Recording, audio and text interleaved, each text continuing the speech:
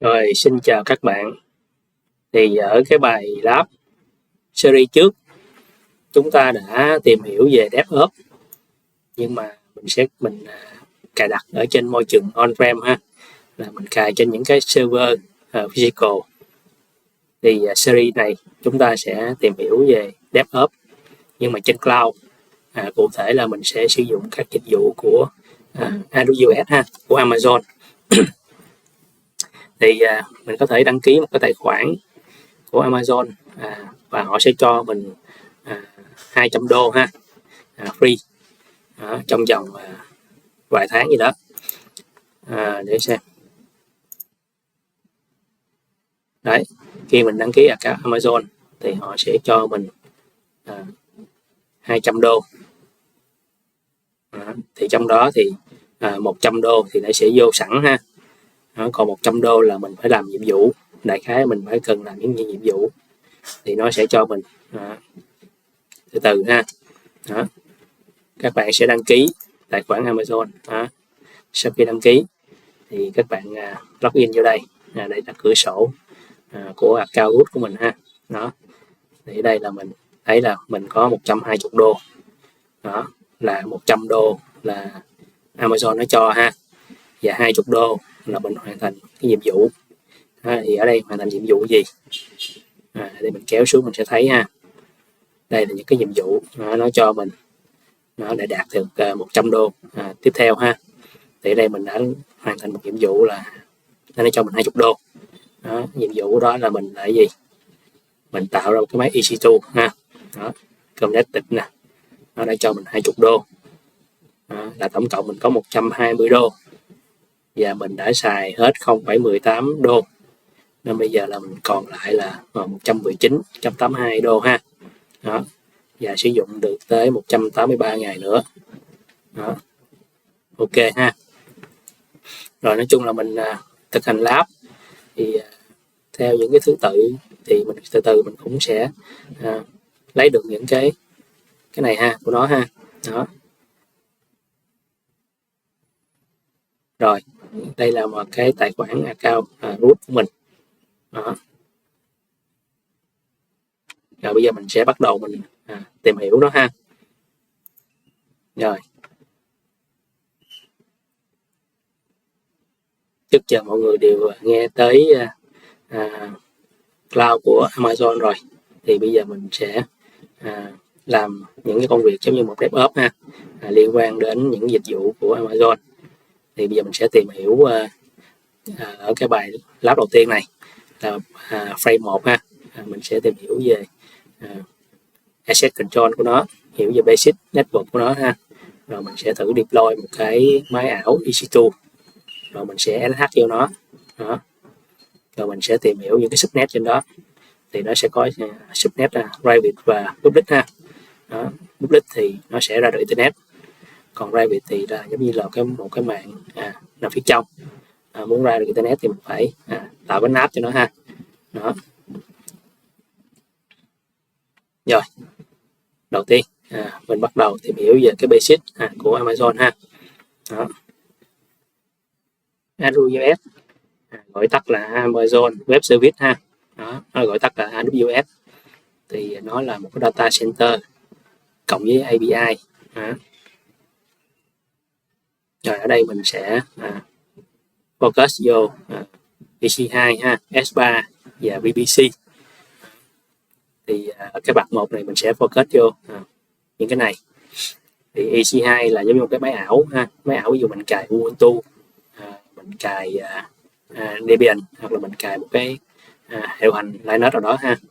Rồi, ổ cứng thì ngoài ổ cứng dạng như ổ cứng vật lý mà ở trên cloud thì nó có một cái gọi là Object Storage S3 ha.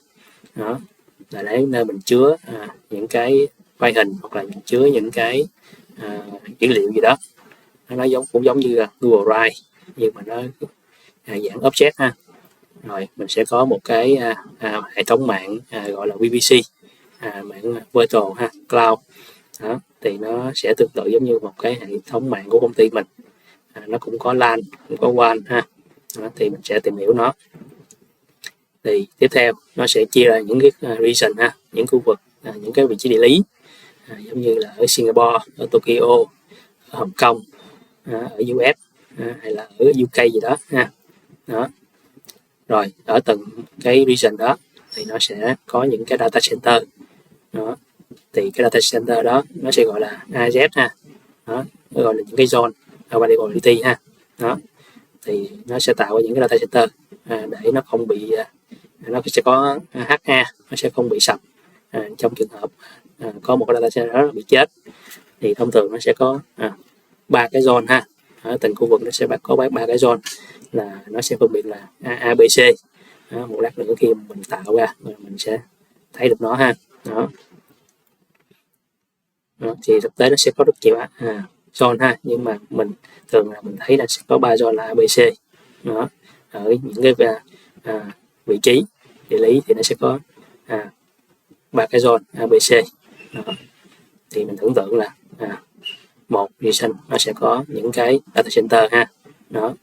Để nó HA với nhau. Trong trường hợp cái zone A chết thì mình cũng còn cái zone B ha, zone C. Đó. Đó. Ví dụ khi mà mình host một cái trang web đó, thì mình sẽ đặt cái web mình ở zone A, một cái web ở zone B ha. Đó. Thì hai con này nó sẽ load balancing với nhau. Đó. Thì ví dụ một con chết thì nó vẫn còn một con bên đây ha. Đó, đại khái như vậy. Đó, nó sẽ chia ra nhiều data center để nó backup cho nhau. Rồi core service thì như nãy mình nói là nó có 3 cái chính ha. Mình sẽ focus cho 3 cái chính là EC2, S3 và VPC. Đó. EC2 thì nó là cái máy ảo ha, kể lại net Windows. Đó, mình sẽ dùng nó để làm backend hoặc là web server. S3 storage, đó, nó là dạng symbol storage service ha. Đó, nó là object storage, nó giống Google Drive nhưng mà nó dùng API ha, nó sẽ lưu file, nó sẽ public static cái content. Đó, ví dụ mình dùng để mình chứa hình mình chứa những cái file backup, hoặc là mình chứa cái static web ha, những cái file HTML. Đó, mình muốn làm cái web static, đó mình bỏ lên cái file HTML lên. Đó, thì lúc đó mình sẽ bấm vô cái link trực tiếp thì nó sẽ hiện trang web luôn ha. Đó. Rồi VPC là một cái hệ thống mạng ha, mạng riêng. Đó, Virtual Private Cloud. Đó, nó sẽ giống như một cái mạng ở trong công ty mình ha, nó cũng có LAN nè, và nó cũng có WAN. Đó, thì nó cũng có Internet Gateway, cũng có NAT Gateway, rồi cũng có chia subnet ha, rồi cũng có ACL, Access Control List, rồi hoặc là nó có firewall riêng cho những cái máy ảo EC2 ha. Thì những cái firewall riêng trong những máy ảo này thì nó gọi là security group ha, thì mình sẽ tìm hiểu về nó. Thì nó sẽ tính tiền ha, nói chung mình sử dụng nó thì nó sẽ tính tiền mình, có cái nó sẽ tính tiền khi mình khởi tạo luôn. Đó.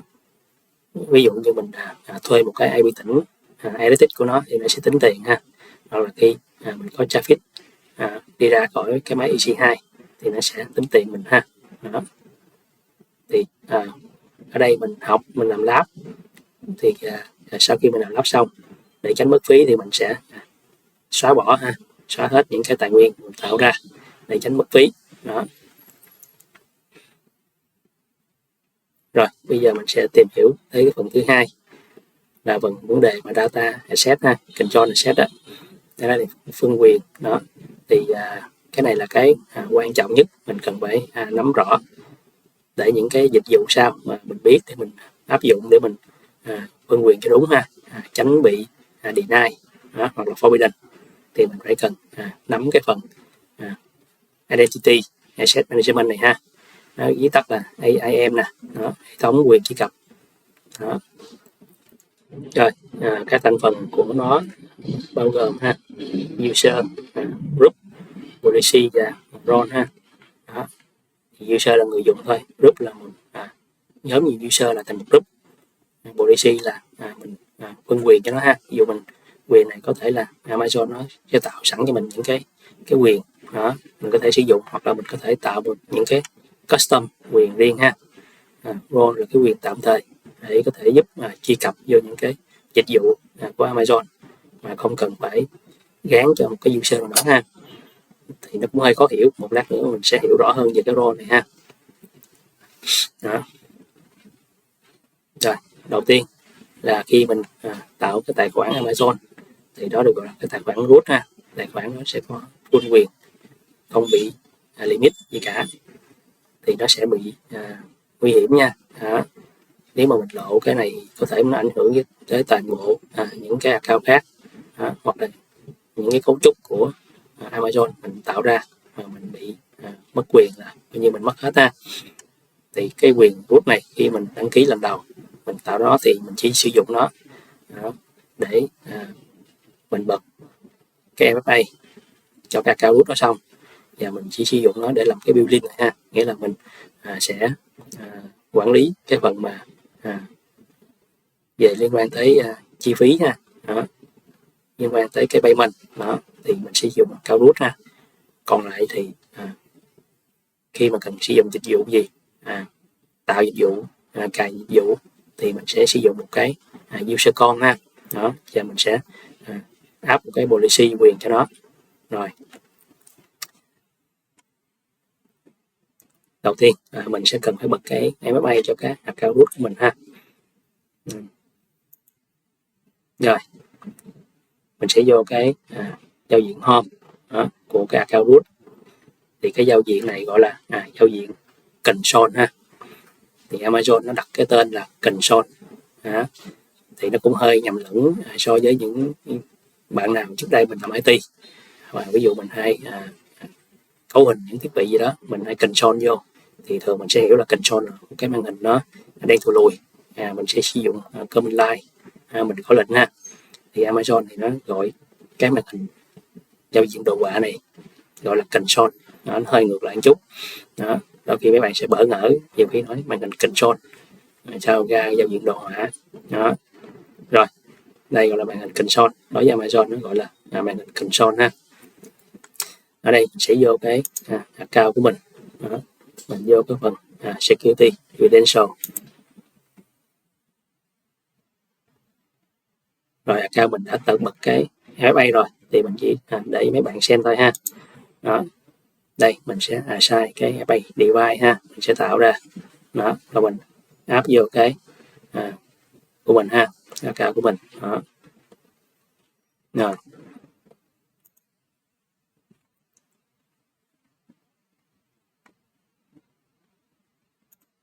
Rồi, đó là phần bật cái máy bay. Rồi, còn phần building bây giờ mình sẽ kéo xuống cuối bài, mình làm phần building này trước ha. Thì cái phần building này mình sẽ cài để nó alert vô email của mình nếu như mà mình sử dụng quá $1 ha. Đó, để mình kiểm tra coi mình có quên tắt dịch vụ gì không. Ví dụ mình đã xài xong, mình lắp xong mà mình quên tắt thì ví dụ mà nó vượt quá $1 thì nó sẽ báo cho mình ha. Lúc đó mình sẽ vô mình kiểm tra lại coi lý do ở đâu mình xài quá ha, chứ mình không bật lên nó trừ một cái là chừng vài ngày là quên là mình sẽ hết luôn tiền ha. Lúc đó nó sẽ trừ vô trong cái visa card của mình đó. Thì ở đây mình sẽ làm cái bước đầu tiên này quan trọng trước ha, cho cái bài lab của mình. Ok, bây giờ mình sẽ làm cái phần building alert ha.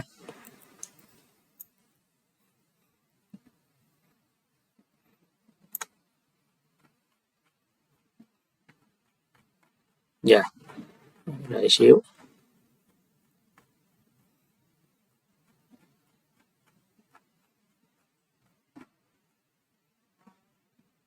Rồi, ok, set building alert trên $1 ha. Sẽ có email báo. Rồi, cơ chế hoạt động đó, là mình sẽ sử dụng CloudWatch Alarm để mình trigger ha, và SNS thì nó sẽ gửi email đó. Rồi, đầu tiên mình phải chuyển qua cái khu vực này ha. Đó, nó chỉ có khu vực này nó mới hỗ trợ mình làm cái building này thôi. Đó. Này, mình sẽ chuyển nó qua khu vực này ha. Đó, đó, ghi nha, đó, ok ha. Đó, mình sẽ chuyển khu vực ở đây. Đó, mình bấm mình chuyển ha. Đó. Rồi, mình đã chuyển qua rồi. Sau đó mình sẽ vô console phần built-in. Ok rồi, mình chỉ sợ chữ built-in đây thôi, built-in.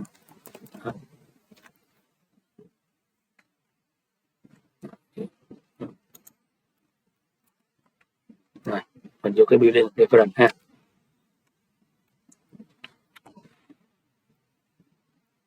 Rồi, ở đây mình làm rồi thì ở đây mình sẽ show cho các bạn coi từng bước, các bạn có thể làm theo cái này ha.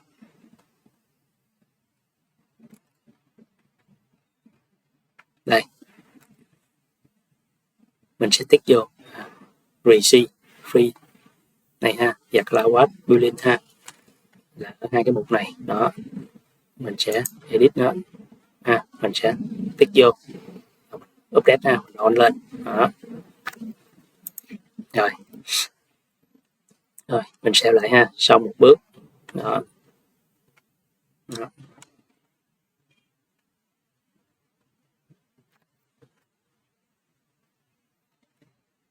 Đây mình có giải thích hai cái option này ý nghĩa là gì ha.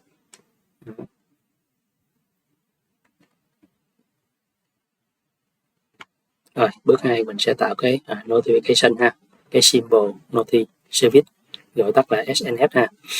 Rồi mình cũng phải ở cái bảo đảm mình đang ở cái khu vực này luôn ha. Đó.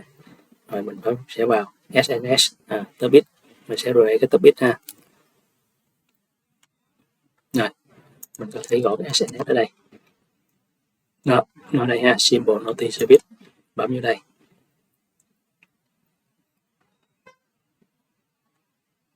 Rồi mình vô cái topic. Rồi mình create cái topic ha.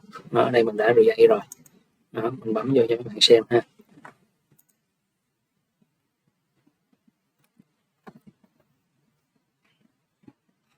Rồi mình đặt tên đó.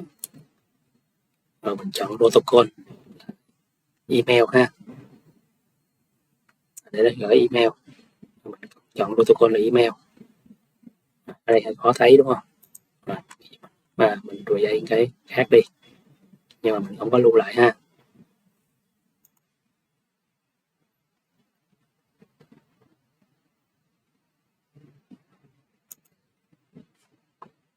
Rồi create nè. Rồi mình chọn standard ha, chọn standard. Rồi mình đặt tên. Đó, đặt tên.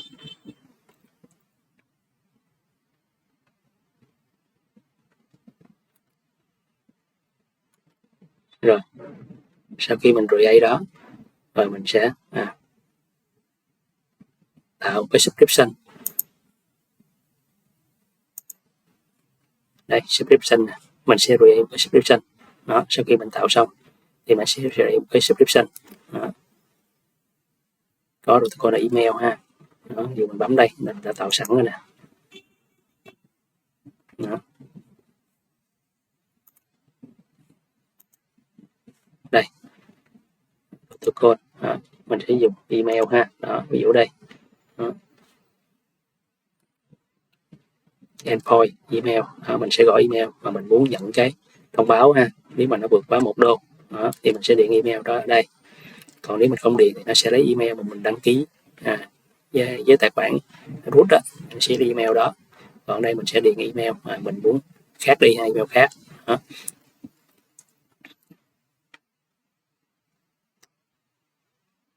Rồi bước tiếp theo là mình sẽ tạo một cái CloudWatch alarm đó. Mình sẽ dùng CloudWatch ha, mình cứ bấm đây thôi, cancel đi. CloudWatch.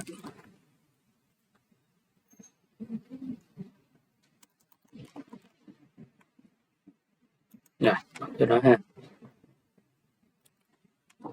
Rồi cũng bảo đảm mình đang ở cái khu vực này luôn ha. Mình vô alarm, mình create một cái alarm ha, dạng classic.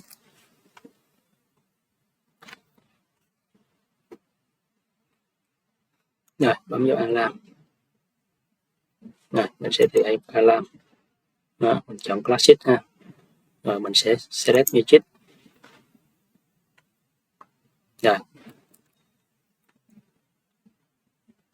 phần music thì mình sẽ phần built-in mình sẽ chọn total estimate chart ha. Đây built-in đây ha. Đó. Đó mình sẽ chọn này. Đó.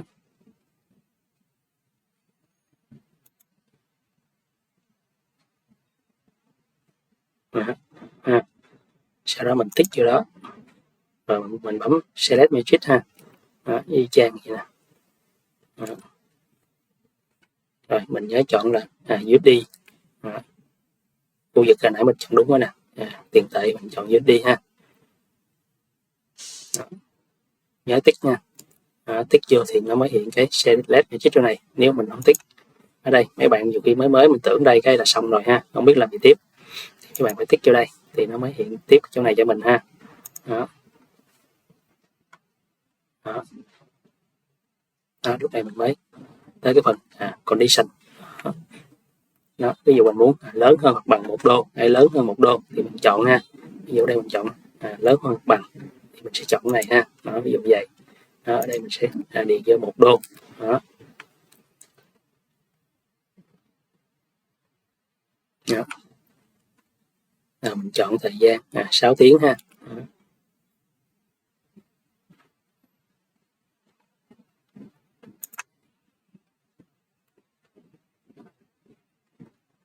Rồi mình sẽ chọn cái mixing data mixing ha. Đó, mình sẽ chọn cái này. Đó. Đó. Rồi next ha.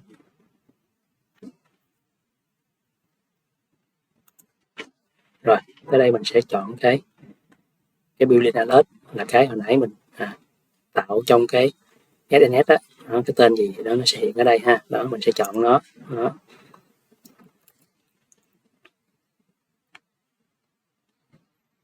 Rồi. Đó, chọn giống vậy ha. Đó. Rồi mình sẽ create cái alarm ra.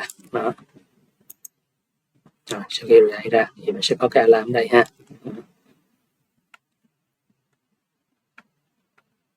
Đó. Những cái lưu ý ha, quan trọng nhất là phải thuộc cái vùng này, về nhà này thì mình mới có được cái Magic Building ha.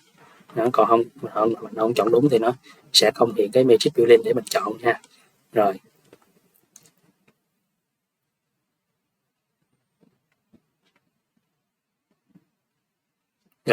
cái phần building thì mình bắt buộc mình chọn cái này, nhưng những cái resort sau, những cái dịch vụ sau thì mình có thể chọn những cái khu vực khác ha. Không bắt buộc là mình vẫn phải chọn này. Đó. Cái về nhà này chỉ dùng để mình tạo building thôi. Đó. Còn những dịch vụ là mình muốn chọn cái khu vực nào là tùy ý mình ha. Đó, mình sẽ chọn cái khu vực nào nó gần Việt Nam mình. Đó, ví dụ như Singapore, Hồng Kông. Đó là hai cái là mình thường hay chọn nhất ha. Đó. Rồi, đó là xong cái phần building. Đó.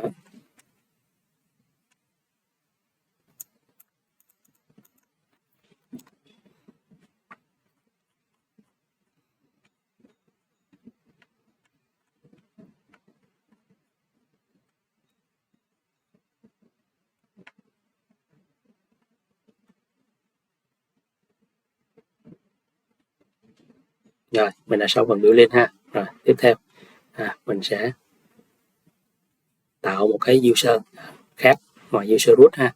Để user đó mình sẽ sử dụng để mình làm lab ha. Mình sẽ tạo những cái dịch vụ lab mà sử dụng của Amazon để mình test, để mình học cái DevOps ha. Ok, bây giờ sẽ tiến hành mình tạo một cái user. Rồi, cũng ở trong cái root account ha. Đó, mình sẽ search cái IAM. Đó, bấm vô. Đó. Rồi mình vô phần user, mình create user ha. Vô user.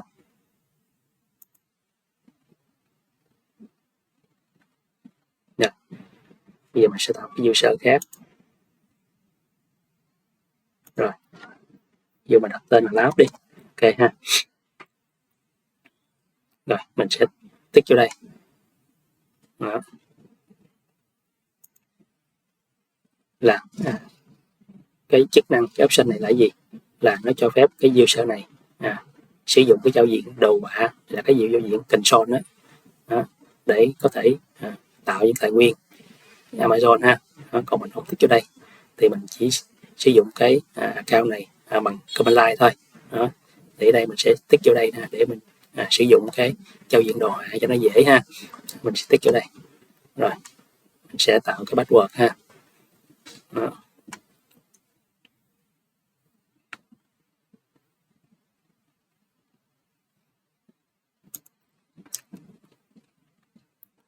Rồi mình cho nó tự động nó tạo password đây ha.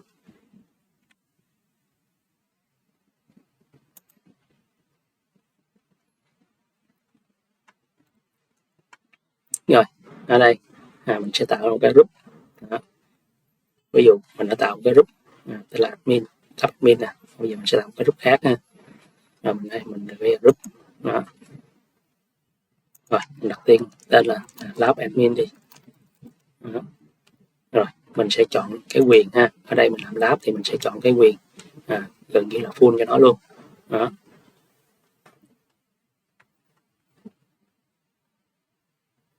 Đây mình sẽ chọn cái policy có là admin asset ha. Đó. Admin asset đây cái policy này ha, tích cho nó thì mình sẽ đọc cái description coi nó có quyền gì ha. Provide full asset. Đó thì ở đây mình làm lab thì mình sẽ chọn cái policy này ha. Đó. Rồi đây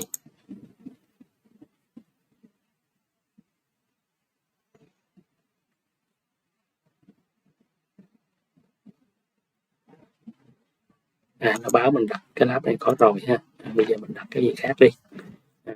Đặt group admin đi. Rồi admin. Yeah.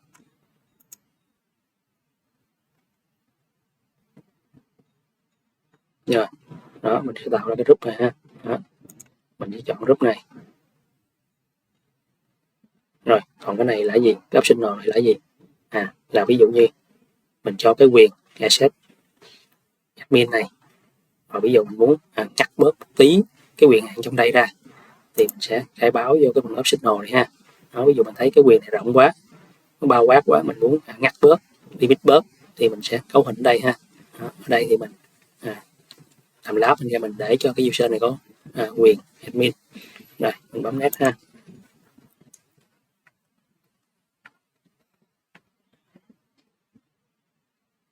Rồi create user luôn.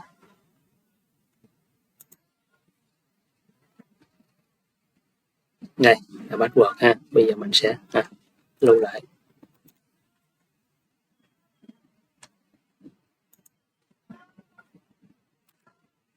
Rồi, lát nữa cái account này mình cũng xóa. Thành ra mình cũng không có sợ lộ pass gì đâu. Ok. Rồi mình sẽ lưu lại ha. Username. Đó. Đây là cái link ha. Cái link này để link đăng nhập. Đó, copy luôn. Đó. Rồi mình sẽ gửi cái thông tin này cho user ha.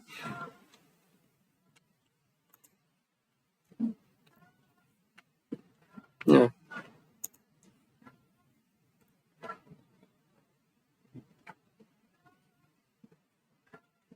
mình sẽ đăng nhập ha user này. Rồi mình qua bên đây.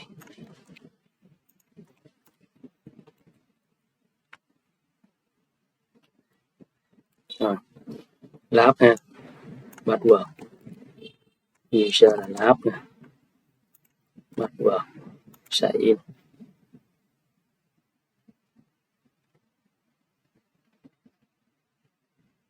Đó. Rồi mình đã đăng nhập được rồi ha. Đó.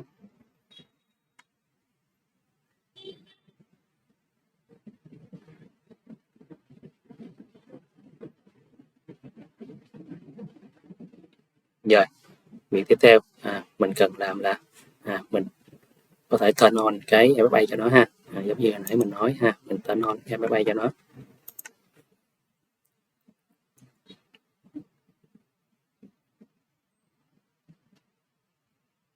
Hoặc là mình đổi cái password console ha. Đó. Đây là sai MFA. Đó, các bạn làm bước này ha. Đó, và mình sẽ tạo cái asset key để mình sử dụng command line sau này ha. Đó, mình sẽ create asset key luôn. Đó. Mình chọn cái này. Đó.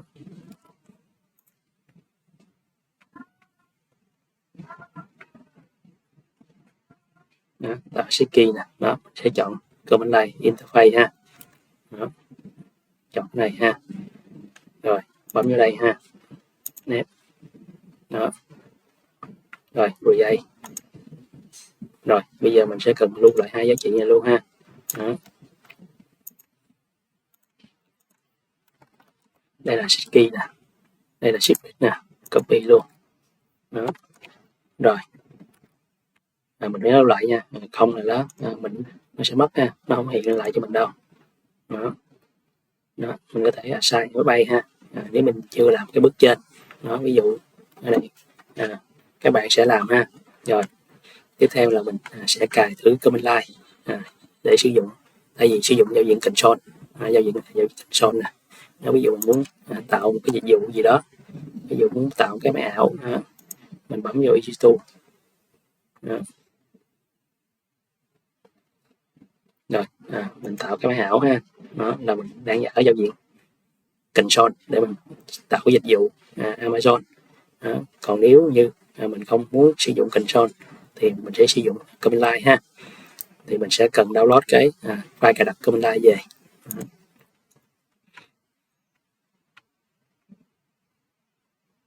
Rồi đó, mình sẽ download cái command line về, mình sẽ cài ha. Đó, sau khi cài xong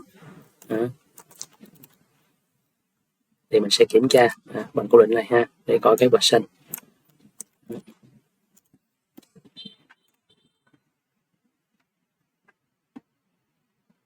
Đó, ở đây mình đã cài rồi đó, ok ha, đó, đây mình đã cài rồi, đó. Rồi bây giờ mình sẽ cần cấu hình cho nó để nó sử dụng cái access key hồi nãy mình download về đó. Đó, mình sẽ sử dụng lệnh này ha. Đó, nó sẽ bắt mình điền access key, đó. Mình điền access key, rồi secret key, đó mình điền, mình copy vô ha. Rồi mình chọn cái khu vực nào đó, rồi mình chọn khu vực này luôn, ví dụ vậy ha, mình enter đó.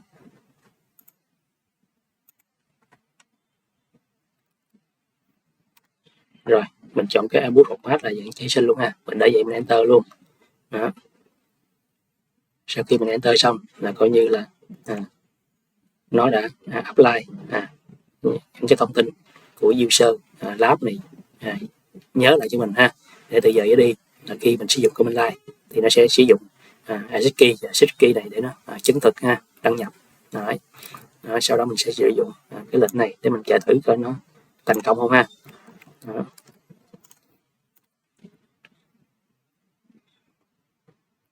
Đó, nó chạy về cái JSON như thế này là thành công ha. Hiện tại mình chưa có một cái máy ảo nào hết trơn á, mình nó sẽ về là rỗng ha. Đó. Đó, đây là format JSON nè, nó sẽ chạy về cái JSON như thế này cho mình. Đó.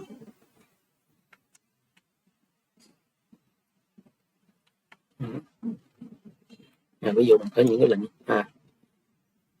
xem ha, ví dụ là cao mình thấy tên là lab đúng không. Đó, mình sẽ coi coi nó đang nằm trong group nào ha. Hồi nãy mình tạo ra cái group tên là admin đó. Đó, nó đang nằm trong group này, ví dụ vậy ha.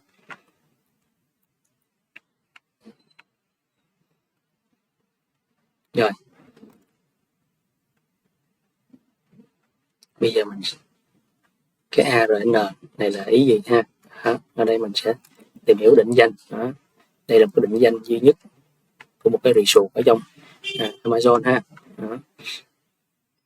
Đó, ví dụ nếu mà định danh nó đang có format như thế này thì nó sẽ bao hàm ý nghĩa gì ha. Đó, ví dụ ARN đó cái prefix, cái là cái tiền tố. Đó. Rồi AWS là nó là sử dụng cloud. Đó. Rồi EC2 là một cái dịch vụ. Đó. Ở đây ví dụ ở đây mình thấy ở đây đó. Dịch vụ về identify ha, đó IAM là đó. Rồi tới cái khu vực đó. Đó.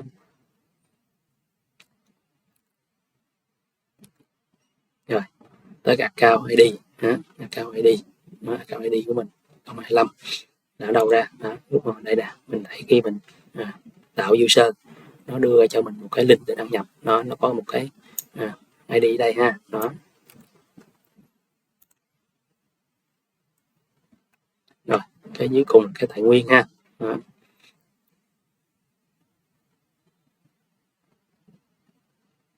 Đó. Mình đang sử dụng cái tài nguyên gì? Đó. Ở đây là group admin. Đó. Ok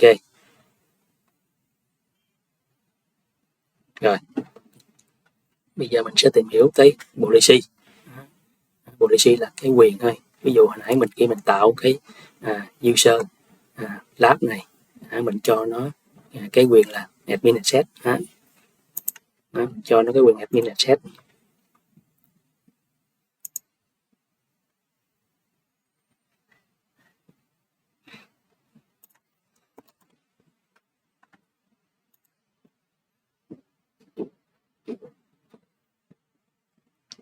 Cái quyền đó mình gắn vô cái group. Ví dụ cái group này mình tạo ra group admin nè, permission. Đó, mình cho nó cái policy có cái quyền là admin access.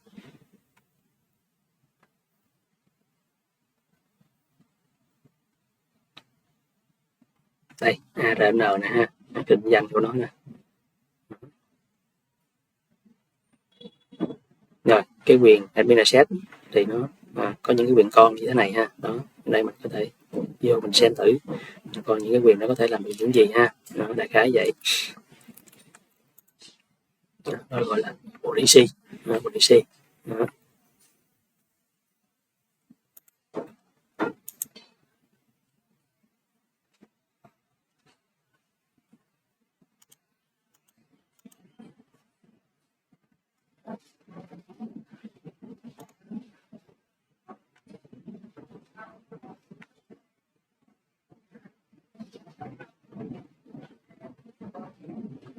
Policy. Admin access. Rồi mình bấm vô JSON.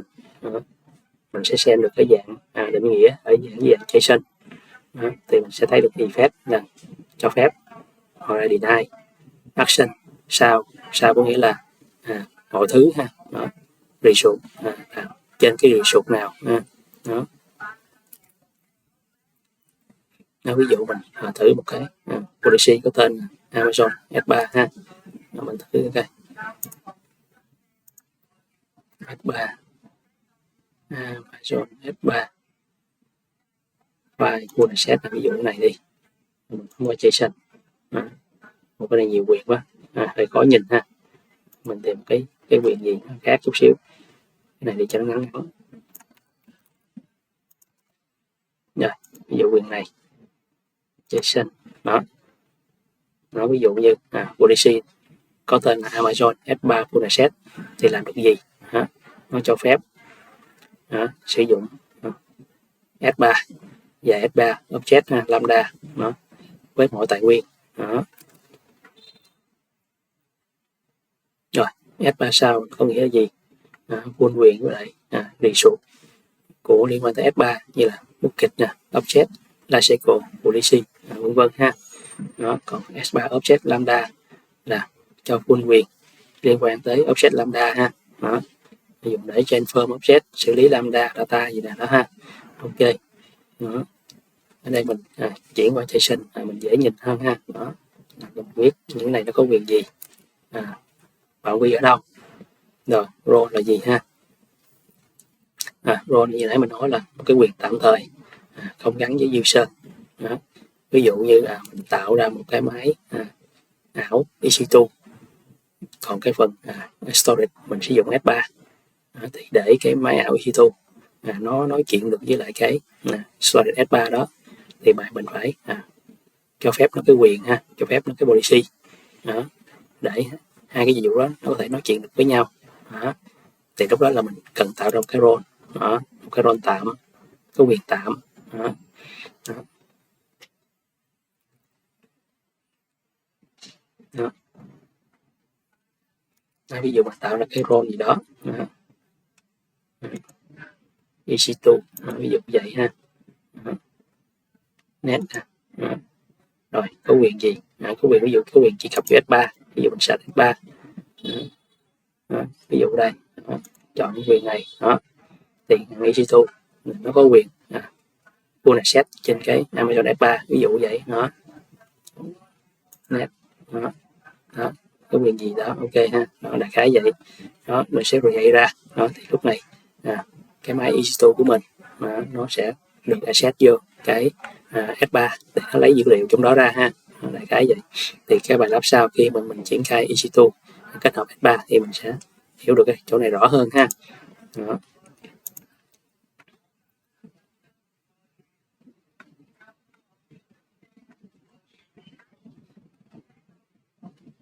Đó. Đây ha, nãy mình làm đó.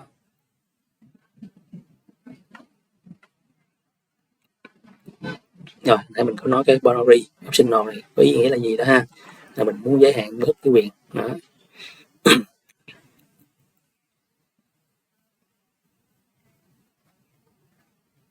Đó, ví dụ như mình gán cái quyền admin access thì đang có full quyền những cái boundary đó, mình chỉ gán cái S3 thôi thì kết quả nó chỉ dùng S3 ha, nó không dùng được cái quyền còn lại ha, thì đại khái vậy.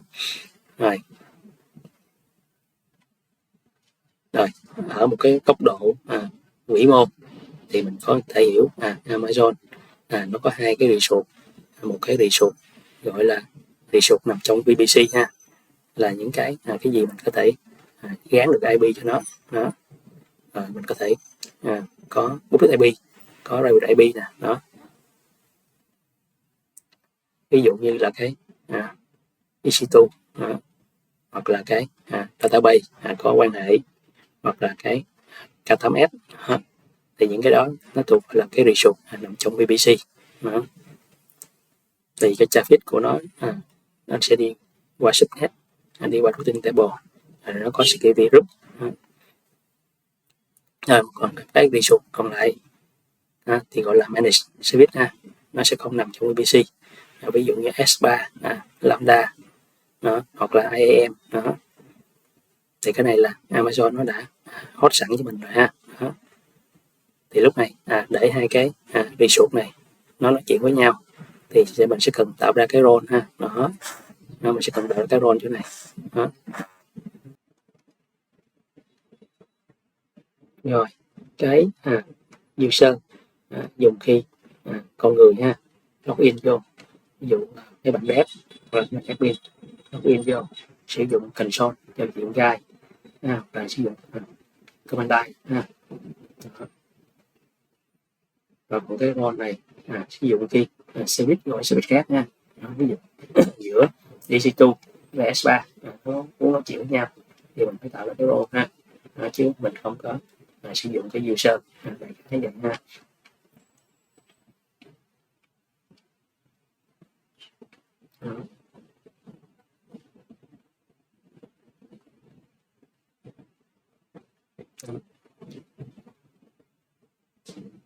Rồi ở đây mình có thể đọc thêm ha, policy role user đó.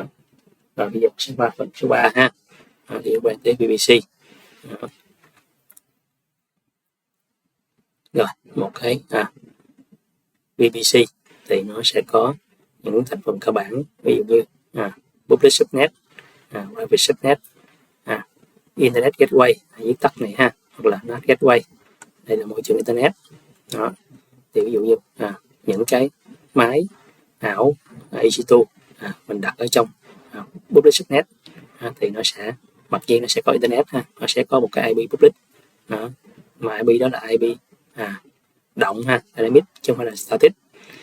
Mình muốn sử dụng static thì mình cần phải mua cái elastic IP rồi mình attach cho nó, thì lúc đó nó sẽ tính chi phí cho mình. Còn mình không bình thường mặc định thì nó sẽ sử dụng một cái gọi là dynamic IP ha, internet dynamic IP đó. Thì là cái máy EC2 mình để ở public thì traffic nó sẽ đi qua internet gateway để ra internet đó. Rồi ví dụ cái máy mà EC2 mình để ở bên private subnet đó, thì cái máy đó mình muốn ra internet thì mình phải tạo một cái NAT gateway ha. Lúc đó traffic nó sẽ đi qua cái NAT gateway, xong nó sẽ đi qua cái Internet Gateway, rồi đó mới sẽ đi ra Internet được ha. Đó, đây là tổng thể một cái VPC. Đó. Đó, thì nó sẽ có VPC nè, subnet, rồi nó có Internet Gateway, có NAT Gateway. Ngoài ra nó sẽ có một cái bảng định tuyến nữa ha. Đó. Trong bảng định tuyến này mình sẽ định nghĩa cái đường đi cho cái traffic. Ví dụ giống như mình cấu hình cái route ở trong các những thiết bị router. Ví dụ muốn đi tới cái subnet, cái network bao nhiêu thì phải đi tới cái net host nào ha, net host nào. Đó. Thì mình sẽ khai báo nó liên quan tới gọi là cái bảng định tuyến, route table ha. Rồi, subnet như mình nói là nó có hai loại là public và private. Đó. Thì public nó có cái route ra internet, private thì nó không ra internet trực tiếp được ha. Muốn ra internet thì phải thông qua một cái net gateway. Đó, một cái net gateway ha, mình phải tạo ra. Đó. Đó. Còn route table là nó sẽ quyết định cái traffic đi đâu. Đó. Ví dụ như cái default route 00 là đi tới bất cứ đâu thì nó sẽ đi ra cái net hop là cái Internet Gateway. Đó. Giống như cái default route mình tạo ra trong cái con router gì đó. Đó. Rồi, Internet Gateway là cái cổng ra internet thôi ha. NAT Gateway là cái chỗ để mình cho cái máy nằm ở trong cái router subnet nó có thể NAT internet ha. Rồi, đối với Amazon thì nó không có khái niệm là mình mở bọt, mình NAT từ ngoài vô trong ha. Nó chỉ có NAT ra ngoài thôi, một chiều thôi. Đó. Nó không có khái niệm mà giống như là mở bọt rồi để mình public một cái web server gì đó. Nó không có ha. Đó. Thì để ví dụ như để public một cái máy chủ gì đó thì một là máy chủ mình phải để ở bên cái public subnet. Đó. Hai là mình ví dụ web server đi, mình để bên private subnet nhưng mà mình sẽ có một cái load balancer để bên cái public subnet ha. Đó. Thì lúc đó traffic nó sẽ đi từ cái web server đi qua cái load balancer ở bên public subnet, rồi nó sẽ đi ra cái Internet Gateway, sẽ đi ra ngoài ha. Đó. Rồi.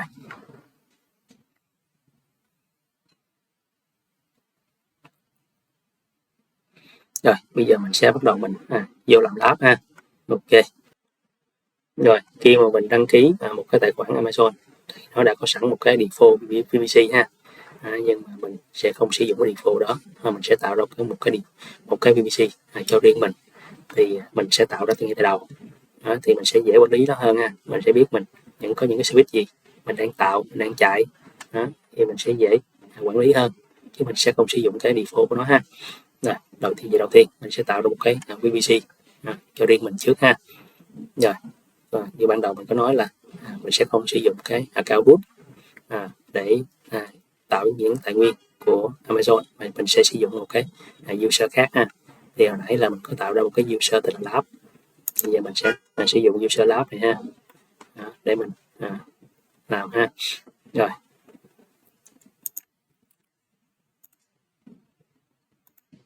ok, mình sẽ qua VPC và mình sẽ sạch đây cái VPC như đây ha.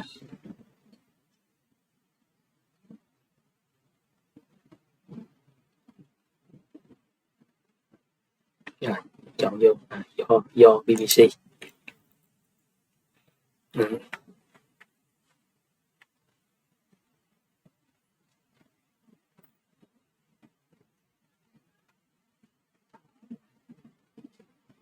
mình sẽ create một cái VPC ha. Create. Ok. Rồi, mình sẽ đặt tên cái VPC của mình ha.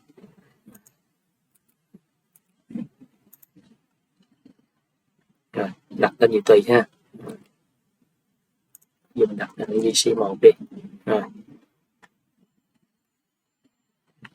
mình sẽ đặt tên, tạo một cái log, cái network cho mình ha. Ví dụ đây mình sẽ tạo là giống vậy ha, nhưng mà mình sẽ xếp 16 cho nó rộng chút ha. 10.0.0.0 xếp 16.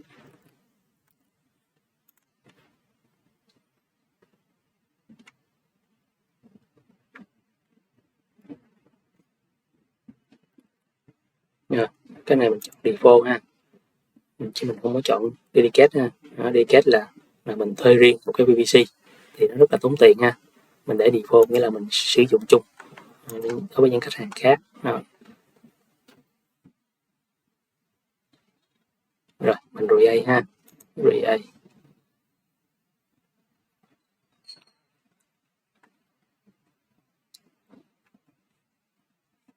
Ok, đó mình đã có một cái PVC rồi, có một cái lock network là 10.0.0/6 ha.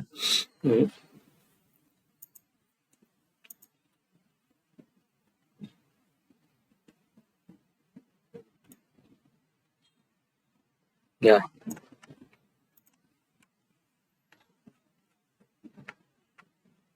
tiếp theo mình sẽ tạo cái subnet đó là con của cái PVC mình vừa tạo ra ha. Rồi mình sẽ tạo ra một cái public subnet. Mình đặt tên public subnet luôn ha. Rồi mình qua phần subnet. Đó. Rồi mình sẽ create một cái subnet. Rồi, ở đây mình sẽ bung ra, mình chọn cái PVC hồi nãy mình tạo nè. Đó. Rồi subnet name.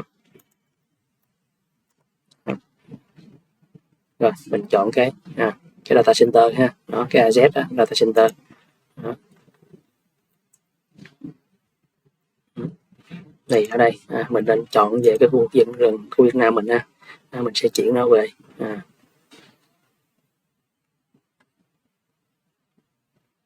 Singapore ha.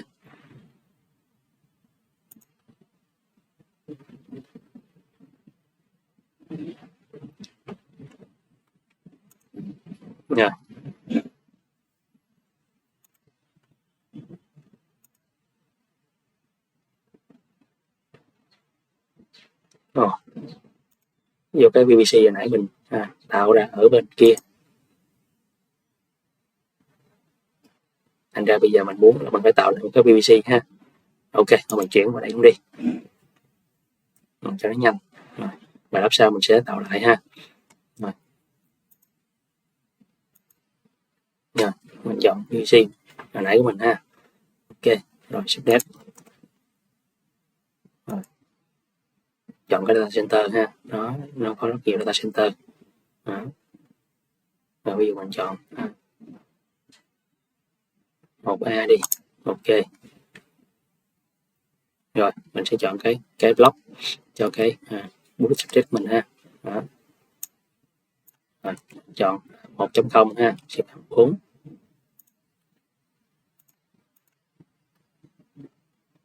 Rồi lưu ý là cái subject này nó phải là subject con ha, nó phải là con của thằng này.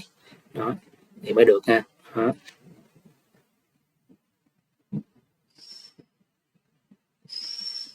Rồi mình sẽ tạo thêm một cái private subnet ha.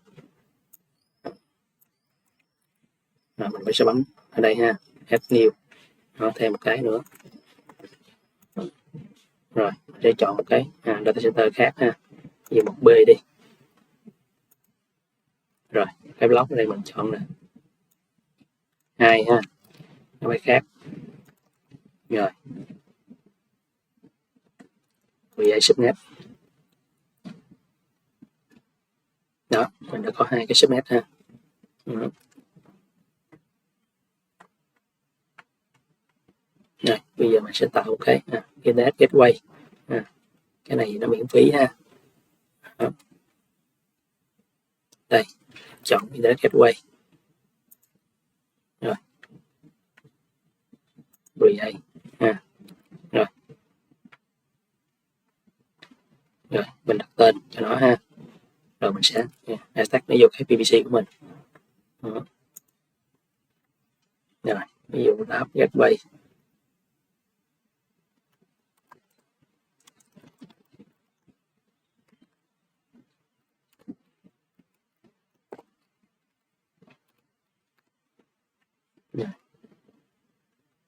Rồi vậy luôn ha.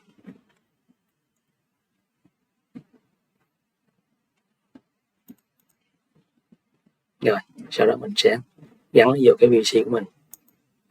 Đó.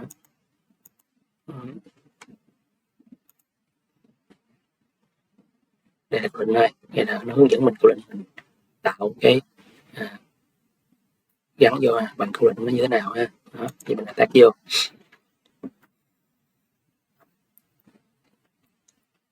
Rồi mình đã gắn vô ha, đã tách tịch trên nè. Ok.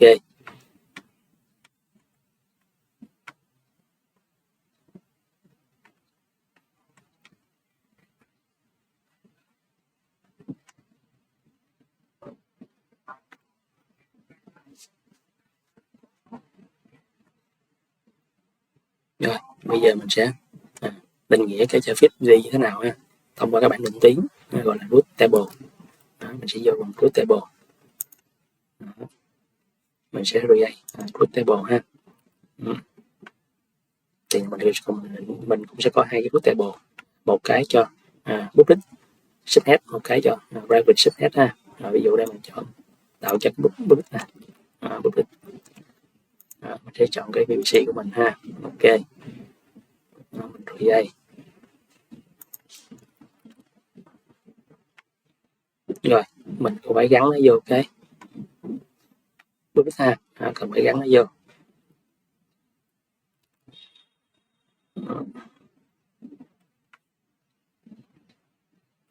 Để gắn nó vô. Mình gắn giúp public nè. Ok. Save lại ha.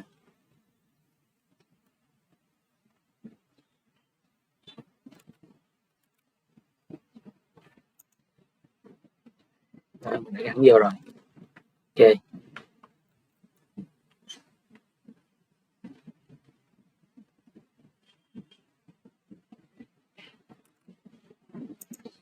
Rồi ở đây nó có một cái root mà ban đầu nó tạo sẵn cho mình để nó load trong local ha. Đó.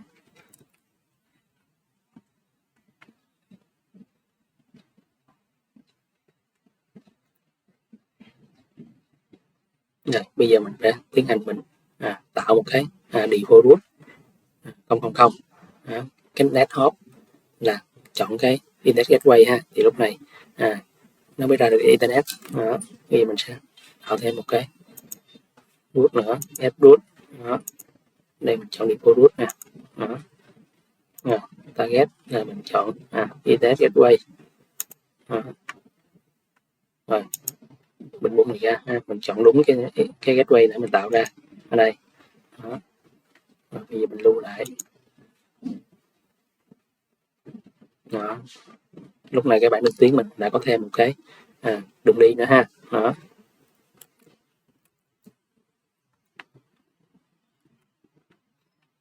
Rồi tiếp theo mình sẽ tạo một cái root table cho cái private ha. Đó. Create. Đó. Mình đọc tên ha, private root table. Rồi gắn vô cái VPC của mình ha. Ok, create. Rồi mình sẽ gắn cái này reset nó vô cái private ha, subnet. Đó. Lưu lại. Rồi ở đây nó cũng có một cái root mặc định lúc tạo ra ha. Đó. Cũng đi trong local thôi. Đó. Rồi do đang ở trong private thì nó sẽ không có ra internet được ha. Muốn ra được internet thì mình phải tạo một cái NAT gateway. Đó. Nhưng mà cái NAT gateway đó nó sẽ tốn tiền ha. Thành ra mình sẽ một lát nữa mình sẽ tạo sau. Đó. Để cho tránh mất chi phí ha. Đó. Rồi bây giờ mình phải tạo cái NAT gateway. Bây giờ mình sẽ tạo một cái máy ảo EC2 2 ha, nằm ở bên cái public. Rồi bây giờ mình sẽ tạo một cái máy EC2 nằm ở bên public subnet ha, nó sẽ có internet. Đó.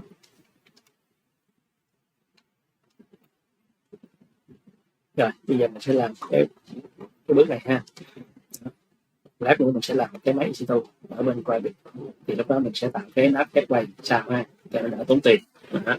Khi dập tạo sớm quá thì nó sẽ tính tiền khi mình chưa làm tới ha. Rồi ok, mình sẽ tạo cái máy EC2 ở bên cái public subnet.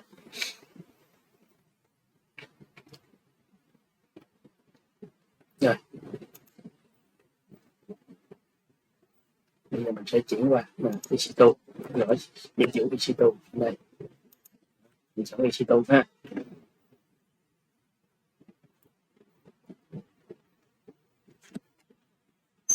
Rồi mình sẽ tạo cho nó một cái security group trước ha, là giống như cái firewall đó, để mình cho phép SSH vô và cho phép bọt 8043 rồi ha. Đó, mình sẽ cái security group đó. Rồi mình sẽ create, rồi mình đặt tên ha, ví dụ app đi, app security group ha. Rồi mình sẽ gắn những cái VPC của mình. Rồi bây giờ mình sẽ tạo một cái inbound ha. Ba người đó đã tạo sẵn cho mình một cái phong traffic rồi, là cái quyền gì ra. Bây giờ mình muốn SSH đúng không? Đó, mình muốn SSH thì mình phải tạo một cái rule cho phép cái traffic SSH đi vô ha. Đó. Với lại mình muốn có thể truy cập được website của cái máy EC2 này, thì mình phải cho phép port 80 443. Lát nữa khi mình cài cái máy EC2, mình sẽ cài cái Nginx ha, dịch vụ web server, thì lúc đó mình sẽ truy cập được. Bây giờ mình sẽ cái rule ha. Rồi đây sẽ chọn cái app nè, đó suột đúng ra mình sẽ chọn là máy IP ha. Đó là lấy IP hiện tại của mình. Đó thì mới là an toàn ha, nhưng mà ở đây mình đang làm app thì mình để thôi anywhere đi, không sao cả ha. Đó. Rồi mình đây option thôi, ví dụ hello ví dụ vậy ha. Đó. Rồi, tiếp theo mình sẽ cho cái bọt HTTP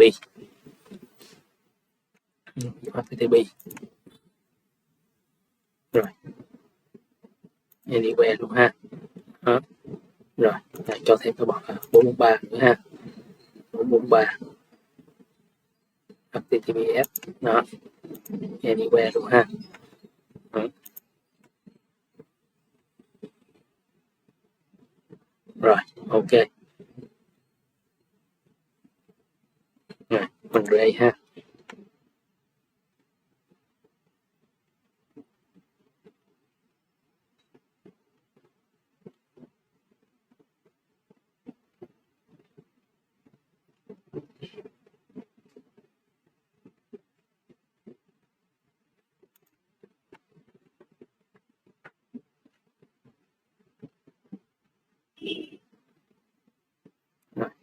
Test ok.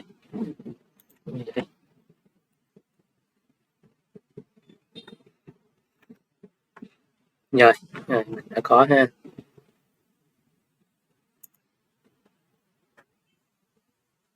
Rồi mình đã có ha cái CT group tức là lab rồi ha. Ok, bây giờ mình sẽ tạo cái máy ảo EC2. Rồi mình sẽ vô instance đó. Rồi mình launch một cái ha, bấm vô đây. Rồi đây mình đặt tên cái máy ảo thôi, ví dụ web, ví dụ vậy ha. Đó. Rồi ở đây mình chọn Amazon Linux ha. Giờ mình chọn cái free cái free đây đó, hoặc là nó có sẵn cái free này rồi ha. Đó.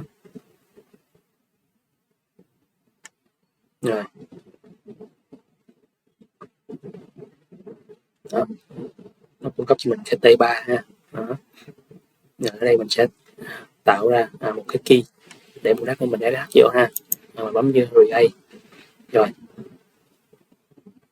ví dụ lab đi, web 1 đi. Rồi ok, ở đây do mình sử dụng cái máy Windows để mình SH vô, là ra mình sẽ chọn cái BB key ha. Đó, chọn cái này rồi mình create. Rồi nó sẽ download cho mình về cái file BB key ha. Rồi để lát nữa mình dùng multi cho mình SH vô. Rồi tới cái bước này network setting, mình chỉ vô edit ha. Đó, mình sẽ chọn cái VPC của mình. Đó. Đó, tiếp theo là mình chọn cái subnet ha, mình sẽ chọn cái public. Đó. Rồi mình sẽ enable cái này lên để nó gán cho một cái IP public internet ha, để lát nữa mình sẽ truy cập qua cái IP này. Đó. Rồi cái security group đó, mình sẽ chọn vô cái này mình mới tạo ha. Đó, cái lab nè. Đó. Đó.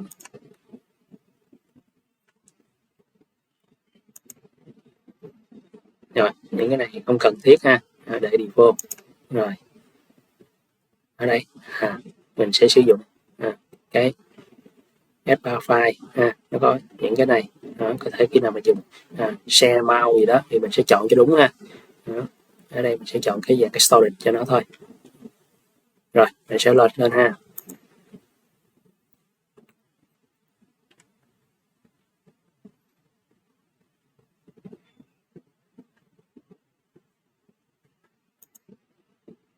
Rồi mình bấm ra ngoài.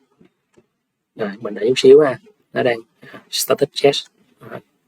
Rồi khi nào xong thì mình sẽ đặt vô thử ha, thông qua cái key hồi nãy. Đó.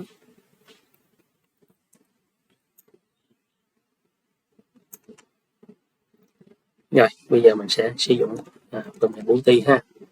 Đây. Đó. Bây giờ mình sẽ bấm vô cái máy này, mình coi cái IP nó bao nhiêu ha. Đó. Ở đây là cái IP. Đó. Rồi mình sẽ sử dụng cái IP này ha để mình đặt vô. Đó. Rồi sẽ copy đó ha, copy đó.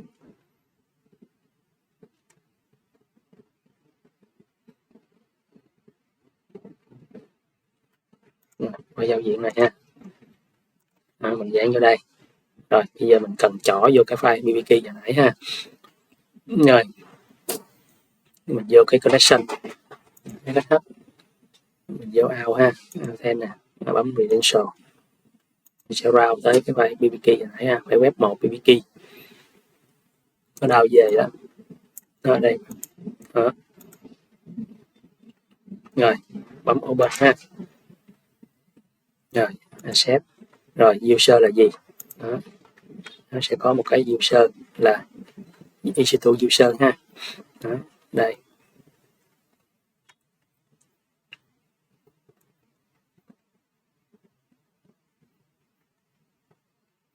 Rồi EC2 gạch user ha. Rồi EC2 gạch user. Rồi. Đó, mình đã vô thành công ha, setup thành công rồi nè. Đó. Ok chưa? Rồi bây giờ mình sẽ tiến hành mình cài cái Nginx ha. Lúc đó mình sẽ có thể truy cập được test cái web ha. Đấy, mình sẽ tiến hành cài cái này. Rồi.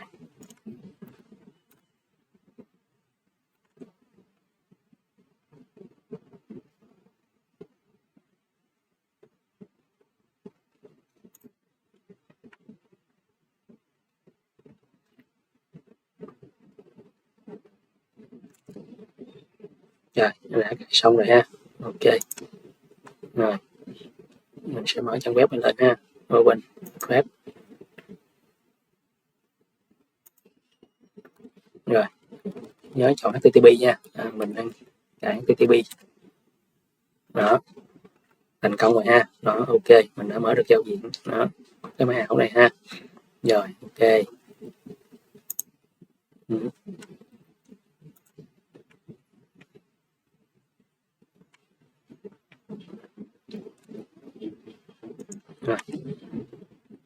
Rồi liên quan tới security group. Đó. Thì mình sẽ hiểu cái nó là dạng stateful ha, nghĩa là nó sẽ nhớ cái trạng thái. Đó. Ví dụ như giống như cái firewall nó cũng sẽ có hai cái trạng thái. Một trạng thái là stateful là đời mới bây giờ ha, hồi xưa là stateless. Đó.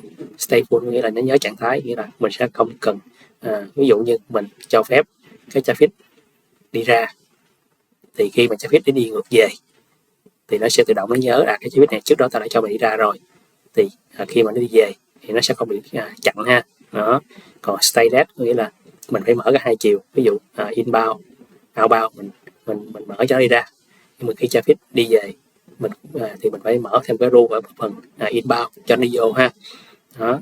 Còn stateful thì mình không cần phải mở cái chiều ngược lại ha. Khi mà có chiều đi ra đây đã cho phép rồi thì cái chiều đi về nó đã mặc định nó sẽ cho đi vô lại ha, nó sẽ còn bắt buộc mình phải mở thêm cái rule. Nó còn stay left thì nó sẽ bắt buộc mình phải mở thêm một cái rule nữa cho cái chiều đi về, ví dụ vậy ha. Thì đó là sự phân biệt giữa stay full và stay left. Đó. Security group thì nó sẽ là stay full. Còn một cái gọi là ACL là nó sẽ là stay left ha. Đó. ACL thì nó sẽ nằm ở cấp cao hơn, là cái cấp quản lý ở phần subnet ha. Đó. Ví dụ khi mà cái luồng traffic mình internet nó đi vô thì nó sẽ đụng cái ACL trước ha. Đó. Rồi sau đó nó mới đụng tới cái firewall ở phần security group. Đó. Rồi nó mới vô tới cái EC2. Đó. Ví dụ giả sử hiện tại cái security group này mình cho phép nó SSH đúng không? Giờ nếu mà ở phần ACL này mình khóa SSH lại thì dù thằng này nó cho mà cái thằng chỗ này nó khóa thì coi như là nó cũng khóa ha. Đó. Ví dụ như mình cấu hình cái access list ha, ACL đó, để mình khóa cái SSH hoặc là khóa cái website để coi như thế nào ha.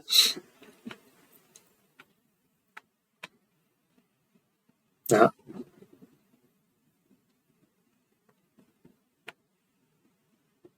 Rồi bây giờ mình sẽ vào cái ACL. Đó, mình sẽ vô cái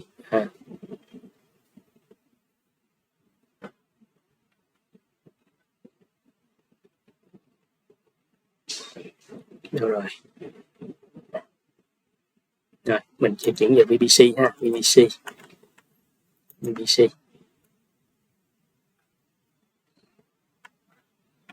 Rồi đây network ACL, đó, mình bấm vào đây ha.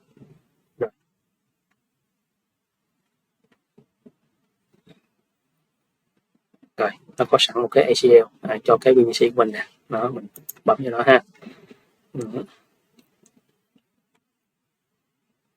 Đó, ở đây mình sẽ thấy inbound và outbound ha. Do đó là stateless thì mình phải tạo ở cái rule ở cả hai chiều ha, inbound và outbound. Đó. Rồi bây giờ mình sẽ khóa cái bot 80 đúng không? Rồi ok. Bây giờ mình sẽ tạo rule inbound và outbound. Deny cái bot 80 ha. Rồi mình sẽ đặt cái number cái thứ tự cái rule là số 10 ha. Nó phải nhỏ hơn cái này, nhỏ hơn cái mặc định là cái on nè, nó là 100. Đó. Rồi ok, edit add rồi cho số 10. Rồi TTP rồi deny đúng không?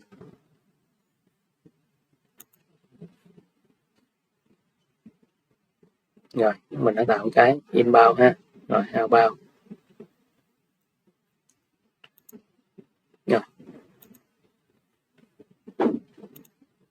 số 10 ha, thứ tự số 10 TTP là deny. Ok. Rồi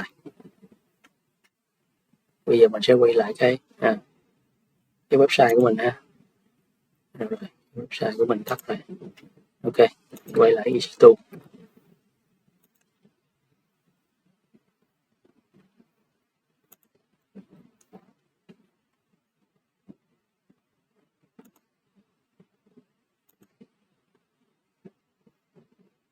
Rồi copy này ha.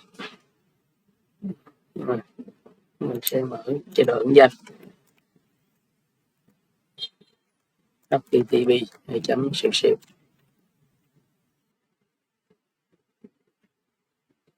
Rồi nó chết rồi ha. Đó. Ok rồi. Đó. Ok ha. Đó bây giờ đó mình đã dùng ACL để mình lock cái bot 80 cho hai cái subnet của mình luôn rồi ha. Đó đại khái vậy. Rồi bây giờ mình sẽ xóa hai cái rule đi ha. Đó mình đã test xong rồi, mình sẽ xóa hai cái rule đi. Remove save lại ha. Bao edit remove save lại. Rồi bây giờ mình cần phải xóa luôn cái máy EC2 ha, terminal nó đi để nó không bị tính tiền. Đó.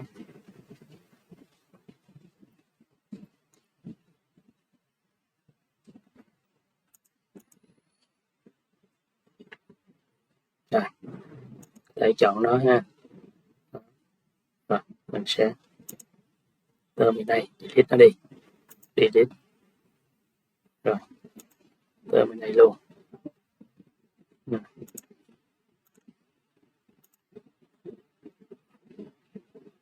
Ok, nó đang shut down rồi nó mới xóa ha. Đó. Rồi tiếp theo mình sẽ tạo cái máy ảo nằm ở trong cái private subnet. Giờ mình muốn ra internet thì mình phải có cái NAT gateway. Đó.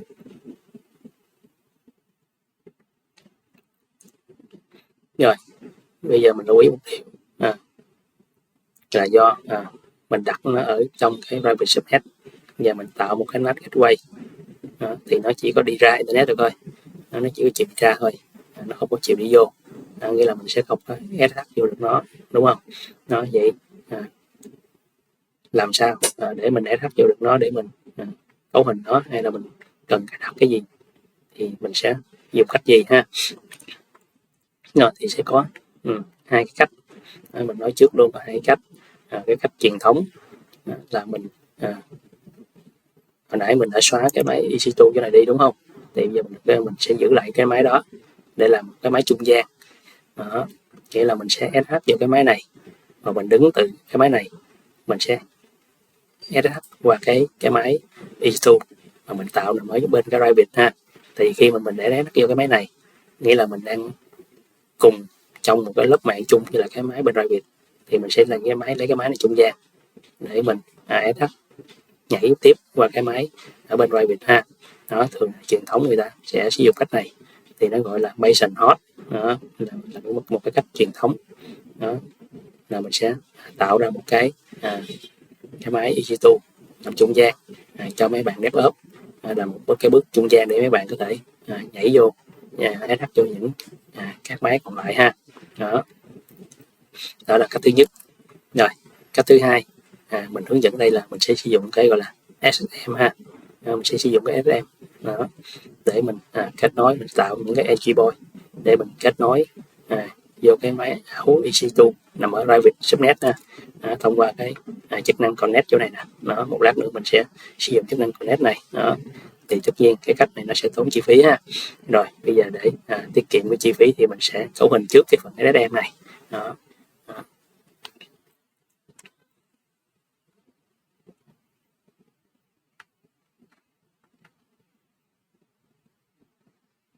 Đó, đầu tiên mình sẽ tạo cái row. Đó. Rồi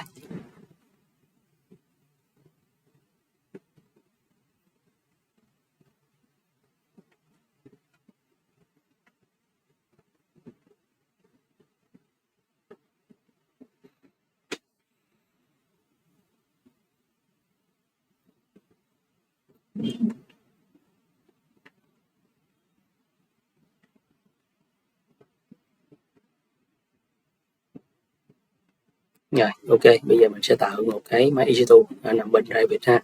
Thì cách tạo nó cũng giống như y chang cái này thôi. Các bạn mình chọn đúng cái private subnet ha. Rồi, mình launch cái. Rồi, giờ mình đặt tên là F2 đi. Ok ha. Rồi. Rồi, xem lại ha. Rồi. Ở đây mình không có nhu cầu SH được ha. Và được ra mình không cần tạo cái key pair làm gì ha. Đó. Rồi cái phần này mình sẽ chọn đúng cái VPC của mình. VPC. Rồi, và mình sẽ chọn cái private subnet ha. Private. Đó. Rồi ở đây cũng không có disable, không có làm được gì đó. Rồi security group. Rồi.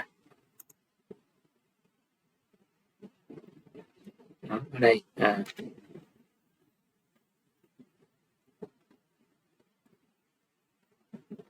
mình chọn cái lab ha. Đó. Rồi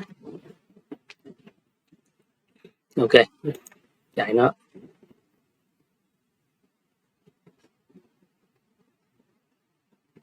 Rồi chọn key ha. Đó.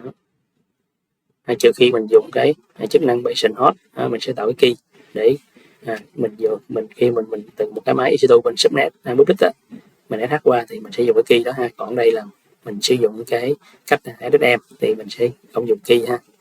Rồi.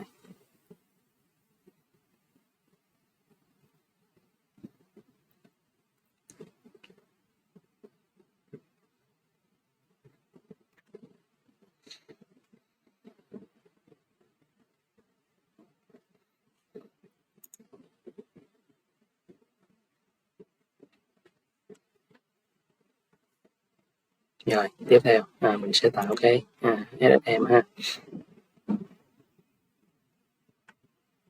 Rồi roll, create roll ha. Roll.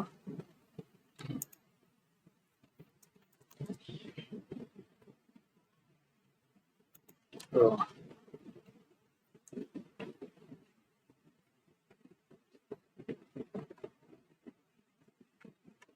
Rồi trước đó mình đã tạo một cái nè, nhưng mà mình đã tạo lại cái khác ha.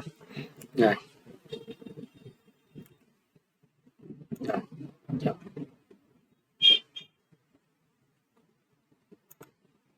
EC2.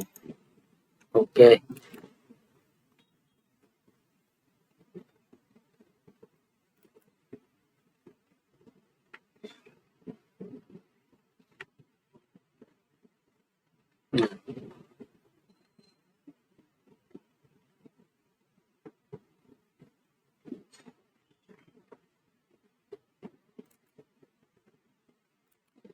Nét. Rồi policy đây mình sẽ chọn cái policy tên này ha. Rồi mình copy đây. Đó, chọn nó ha. Nét. Rồi. Bây giờ mình sẽ đặt tên. Rồi.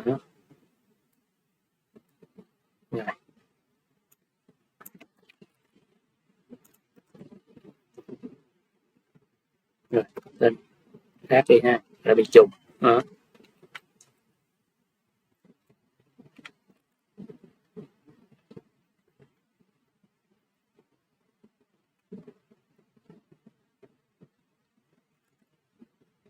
Rồi, đó.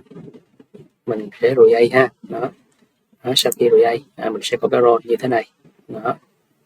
Sau đó mình sẽ tắt cái role này vô cái máy ảo mình vừa tạo ha. Rồi mình quay lại cái EC2.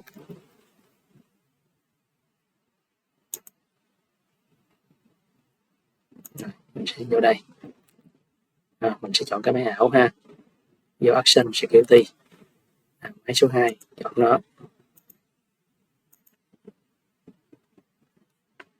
Action Security Modify. Đó.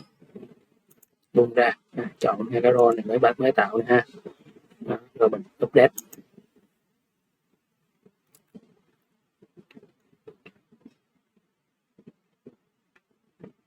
Rồi tiếp theo mình cần bật cái DNS lên ha cho cái PVC của mình. Đó. Rồi bây giờ mình đã gắn vô rồi ha. Rồi bây giờ mình sẽ qua lại PVC. Mình mở thêm một cái tab đi. Ok. PVC.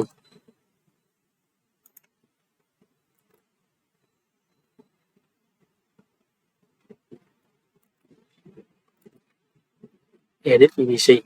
Tiếp chọn hai cái này. Mình do PVC.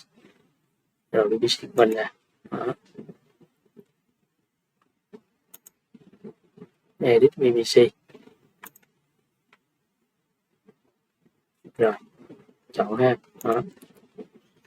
Hot name. Đó. Cái này ha. Đó. Nhớ. Rồi lưu lại ha. Rồi tiếp theo mình sẽ tạo 3 cái PVC endpoint ha.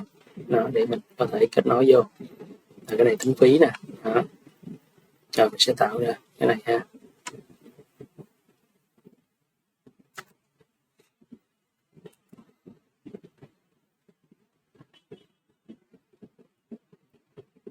Rồi chọn endpoint nè ha. Thôi đó,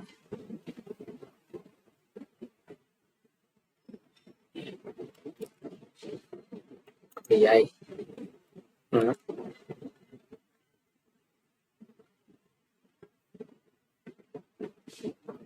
SSM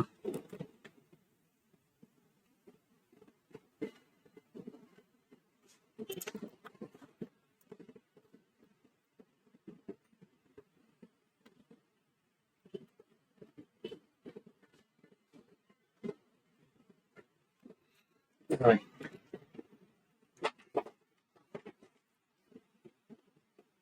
United States nha.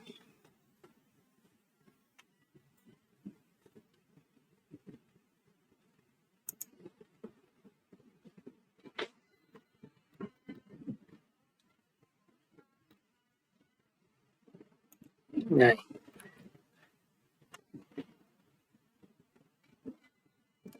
rồi chọn cái VPC của mình ha, VPC rồi, rồi chọn Revit Subnet rồi.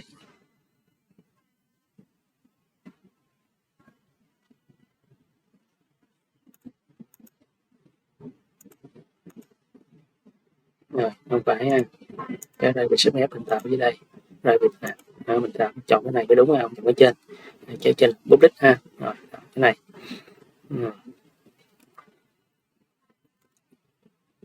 chính xác chưa, Revit đúng rồi nè ha. Rồi rồi cái này nó yêu cầu 143 thì hồi nãy lúc mình tạo cái security group mình đã có 43 rồi thì mình sẽ chọn nó luôn ha. Rồi mình sẽ chọn cái này đã có 43 để mình mở ha. Rồi,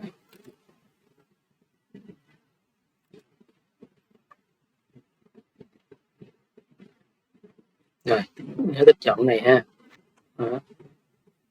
Ok rồi, rồi đây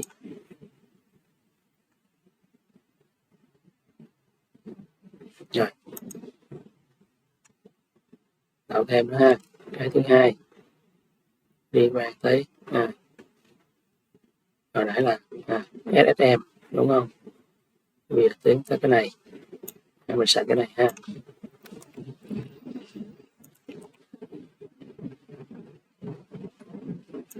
Rồi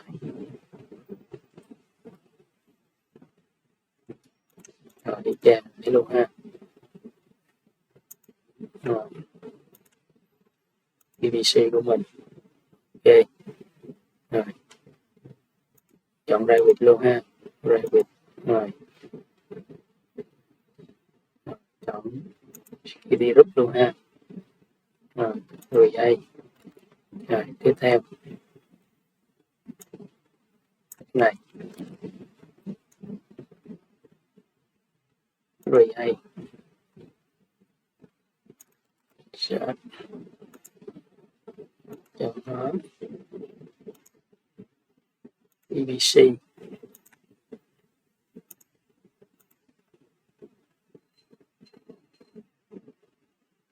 rồi chọn cái Revit ha. Đó. Cái subnet là mình để cái EC2 đó rồi lab security rồi rồi đây rồi giờ là endpoint rồi mình phải đợi nó available ha, cái này còn đang pending nè, mình phải đợi available mới được. Đó, đợi chút xíu ha. Đó.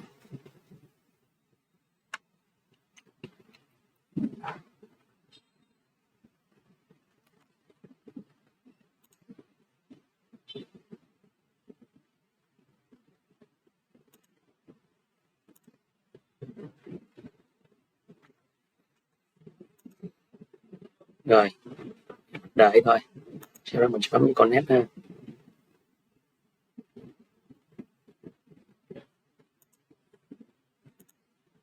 Rồi available hết rồi.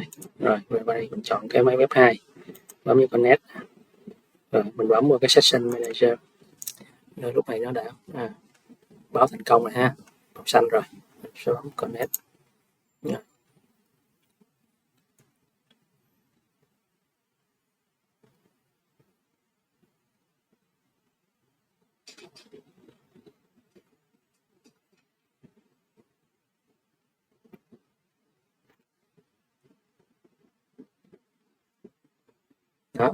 đã vô được cái máy EC2 ha. Rồi bây giờ mình sẽ binh thử Google. Không thành công ha, tại vì mình chưa có tạo cái NAT gateway cho nó. Bây giờ mình sẽ tiến hành tạo cái NAT gateway cho nó ha. Rồi bây giờ mình sẽ quay lại, mình sẽ qua cái phần VPC ha, để mình tạo cái NAT gateway.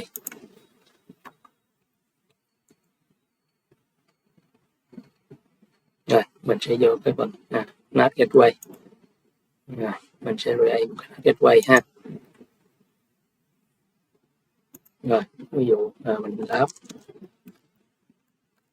NAT gateway, rồi tên gì ha.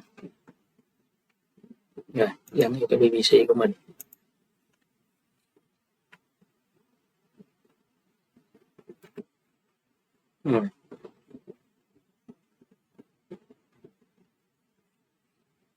Create ha, create.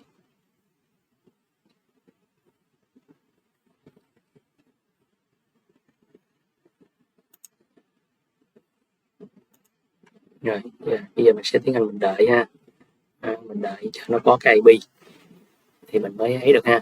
Mình phải đợi nó có cái IP, nó chưa có IP.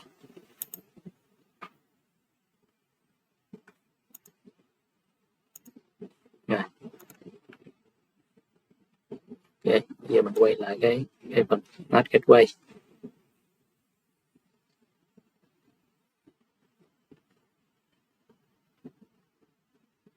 Đây, làm NAT gateway. Đó, gắn vô VPC của mình ha. Đó, mình chọn public ở đây. Rồi bây giờ mình chỉ cần tạo một cái root ha. Đó. Rồi cái root này mình sẽ chỏ vô trong cái NAT ha, cái root của cái phần private mình sẽ chỏ vô trong NAT. Rồi. Và bây giờ mình sẽ vô cái phần root table. Rồi bây giờ mình sẽ vô cái phần gì private đúng không? Hồi nãy public là mình có cái root rồi. Root. Đây ha, cái root này của cái public nó chỏ vô cái internet gateway. Còn cái phần private này mình phải có một cái root. Mình sẽ chỏ vô cái NAT gateway ha. Đó. Để chỏ vô cái NAT gateway thì mới được ha. Rồi edit root. Rồi add cái root vô. Nè, 000. Đó. Chỏ vô cái NAT gateway. Đó. Đó. Mình phải đợi bên kia là nó có rồi thì ở đây mình mới chọn được ha. Còn bên kia mà nó chưa có là chỗ này, nó không chọn được chỗ này. Đó. Rồi mình lưu lại ha, save lại. Đó. Ok. Rồi mình vô cái NAT gateway mình coi coi.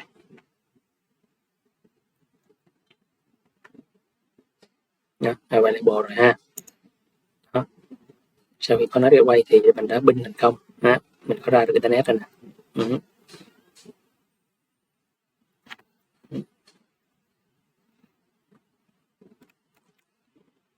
Ok ha. Đó. Thì lúc này mình sẽ có một cái IP tỉnh ha.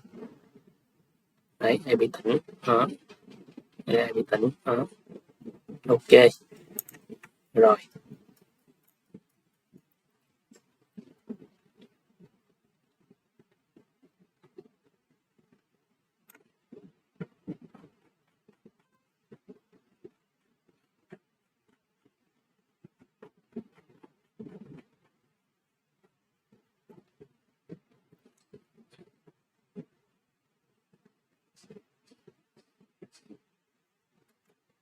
NAT gateway nè.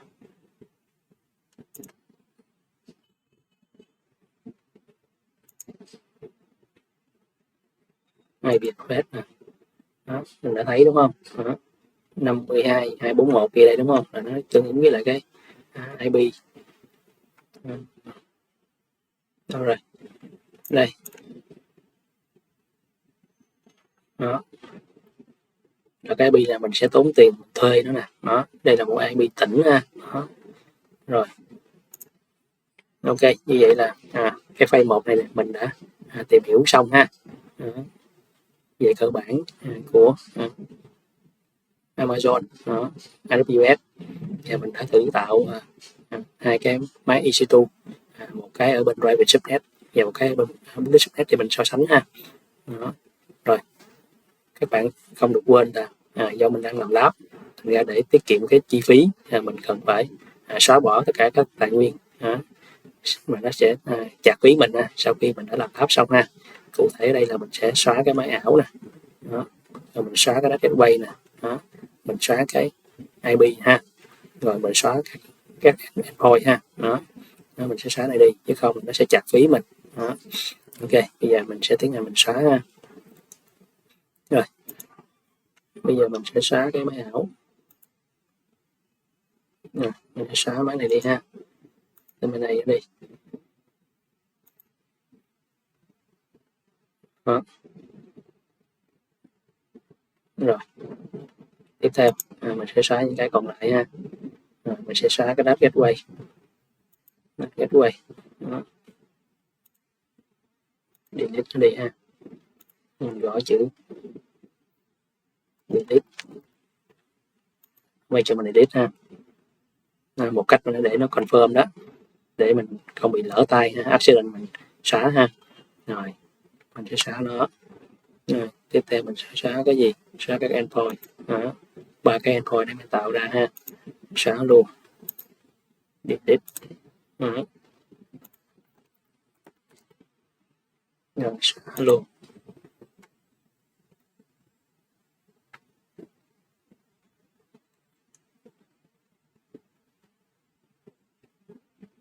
Rồi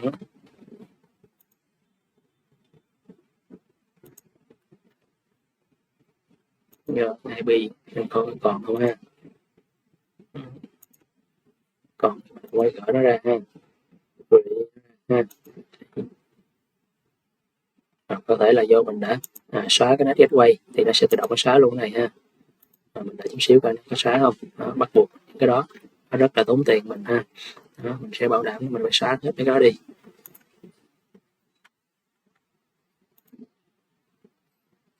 Rồi, deleted rồi ha. Ok, một cái. Rồi.